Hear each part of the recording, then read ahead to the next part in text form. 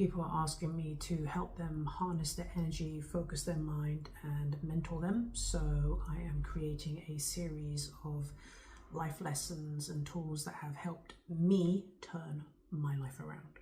Life lesson number 2. Okay, make sure you complete life lesson 1 before moving on to life lesson 2, because life lesson 1 is about taking out the trash and life lesson 2 is about putting the goodness in. If, like me, you have experienced a lot of childhood trauma and abuse growing up, then it's going to be very strange and alien and foreign to you to speak lovingly and kindly to yourself. You may have no self-esteem, low self-worth, lots of insecurities, and you may feel unworthy, undeserving, powerless, and you may feel like a victim. If you want to stop feeling and living your life that way, and you want your life, your career, your health, your relationships to flourish and thrive, you need to pour love in. You need to feed yourself love. So think of the ages when you experience trauma and abuse. You don't have to remember the events, you don't have to relive them. Just remember the ages. And if your childhood is blank and there are chunks missing because your brain is protecting you from remembering because it's too traumatizing, then just think, oh, maybe it's roughly between the ages of 3 and 10. Roughly between the ages of 3 and 10, some kind of abuse happened or some traumatic events happened. Then you're going to take a pen or a pencil and a notepad or paper. Do not type, you must write this, because writing helps you to create new neural pathways in the brain, which then helps to override existing programs in the brain and create new programs or new beliefs in the brain. Neurons that fire together, wire together. Okay, write a love letter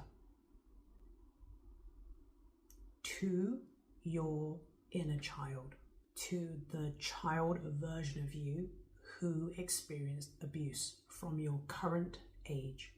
Your adult self is writing a love letter to your younger self. Don't think about it, just feel, just write and let it flow. The intention is a love letter. It can be 1 page, 3 pages, 5 pages long, 10 pages long. It can be as long as you want. There are no right or wrong ways to do this. Just write until you feel it is complete. And then once you've completed your love letter to your younger self, just give yourself time to process. The next day or the next week, it's totally up to you. Don't rush this process. Write a love letter to your teenage self. And then the next day or the next week, again, up to you, write a love letter to your 20s self. And then with your 30s self, 40s self, and so on and so forth. You could get even more detailed if you feel safe to do so. If it doesn't frighten you or overwhelm you, or if it's not too traumatizing, you can write a love letter to your 3-year-old self, to the 3-year-old self that witnessed dad beating mum, or a love letter to your 6-year-old self when dad put a knife to your throat, or a love letter to your 8-year-old self when you experience sexual abuse. And you can write a love letter to every age or every event, but do not do the detailed version if it frightens you or scares you or makes you feel unsafe or unstable. You have to take care of yourself throughout this process, right? You've got to be really loving and gentle and kind. Do it at your own pace and don't push yourself in this step. Just do what you're comfortable with doing. I cannot stress that enough. Only do what you're comfortable with doing.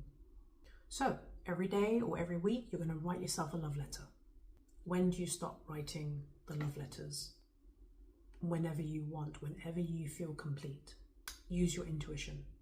There's no right or wrong way of doing this. You can just make up your own rules. And remember, the emphasis is on writing love letters, not reliving the traumas. Life lesson 2.